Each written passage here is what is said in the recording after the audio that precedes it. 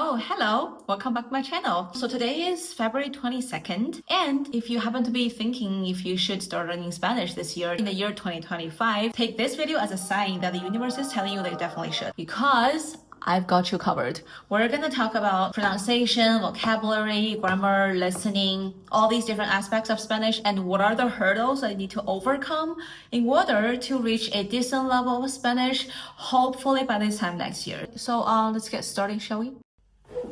Hi, welcome back. I got a little teaching assistant and I figured it would be easier for me to explain things. So let's start from pronunciation. Pronunciation is really the easiest part of Spanish. If you cannot nail pronunciation, so the reason why I say this is the easiest part is because it's all phonetic. Basically means that the way it's pronounced is how it's spelled.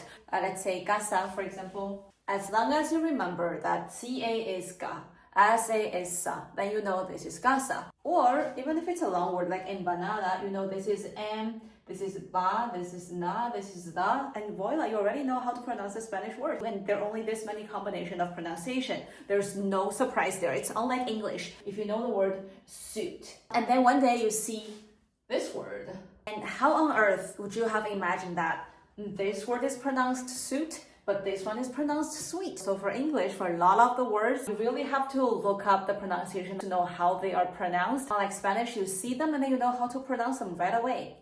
Easy peasy. And then let's talk about the vocabulary in general. The reason why I say in general is because, of course, there are a lot of exceptions. So if you already speak languages like English, Italian, Portuguese, French even, I think you can already recognize at least 1/3 of the Spanish words because of the similarities they share. Even though I only spoke English, well, Chinese, of course, I could recognize, I would say like 1/3 of the Spanish words that I see in reading or on street. Unlike German, like when I traveled to Austria and walk on street, I absolutely did not understand one single word.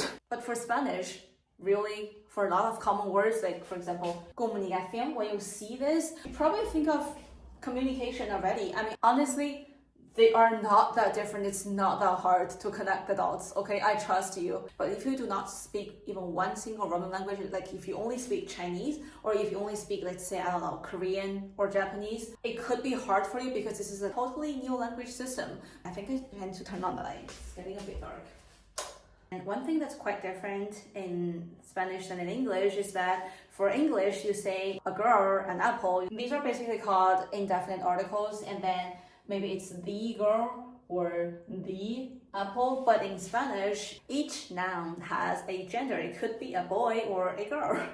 Gender review party. So basically means that if it's feminine, then it's una or la. And if it's masculine, then it's un or el. I mean, this is definitely a new concept and you have to put a little bit of effort. There are general rules, but of course there are also exceptions. And to be honest, if one day you use the wrong article, it's not the end of the world. People will still be able to understand you. Unless, like in the very few occasions like capital, el capital and la capital mean totally different things, but that's also more advanced. Most of the words only have one gender, let's just say. So vocabulary, not too bad. Need to sit down for a little bit.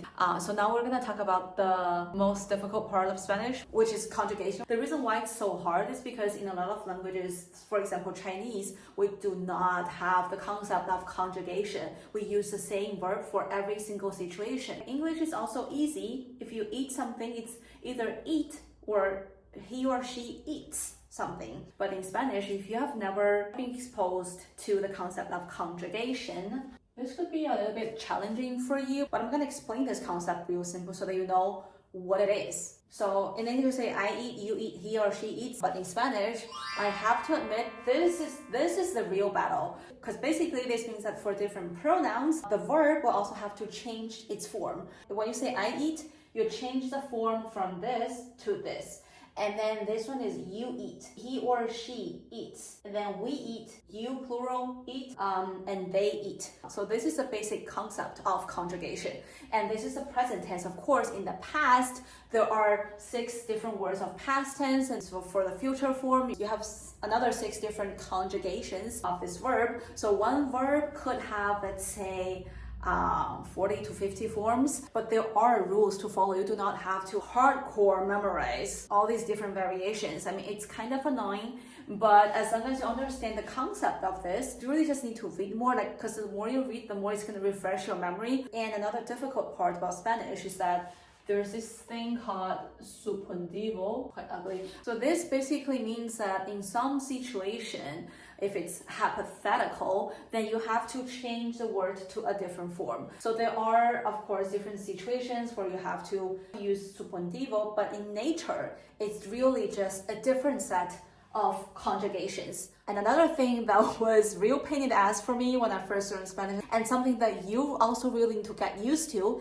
is basically in English, for example, Chinese too, you say, I give it to him. But in Spanish, you say, wait, let me see. Se lo doy. This I could be omitted. This I doesn't have to be there. I, him, it. This is kind of, I don't know why this is kind of funny. Give. This is the first pain in the ass that you're gonna have to deal with when you learn Spanish in A1. You will have to deal with this in A1 already. Honestly, I see no logic at all in this. So just familiarize yourself with the concept and then hardcore remember it. Basically, the verb goes last and then you say him first and then that's it. Or maybe I love you, for example, in Spanish is, so this I could be omitted, I, you, love.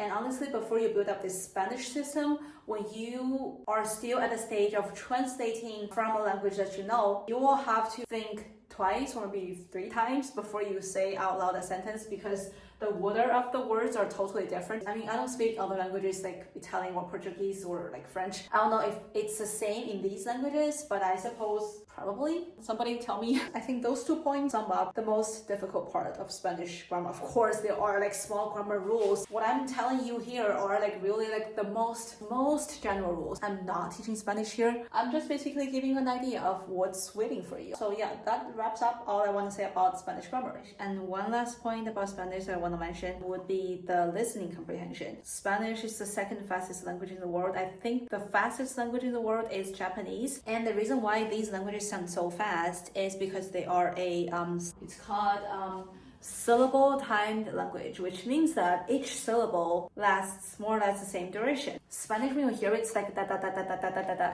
It sort of sounds like how your mom nags at you. You just like go on and on and on and on and on. There's no stop, there's no time to breathe. And that's why it's so overwhelming and there's so much to process. And that's the reason why Spanish sounds so fast. So what can you do? I mean, I do have a video a couple of weeks ago about how to train Spanish listening. So maybe that one is gonna help you. But the general rule is, first of all, you have to know the pronunciation of the word to be able to recognize the word when you hear it. And then of course, you have to listen to Spanish as often as possible so that your brain is more familiar with the sound of the word and with the sound of the language so that you can recognize it when you hear it. Watch more TV shows, watch more movies, all that stuff. And these are the 4 parts that I believe are the most important things to know before you make a decision if you want to start learning Spanish, or if you are thinking, oh my god, how hard is Spanish? I've explained the most basic concept of Spanish, and these are also the things that you're gonna have to start dealing with even when you're A1, like even when you're just starting. And then of course, little by little, you're gonna get better. So yeah, I hope this video is helpful for you to some extent. And if you wanna know anything else, please leave a comment down below, let me know. And if this video has helped you or entertained you, give me a like, and I will see you in the next one. Bye.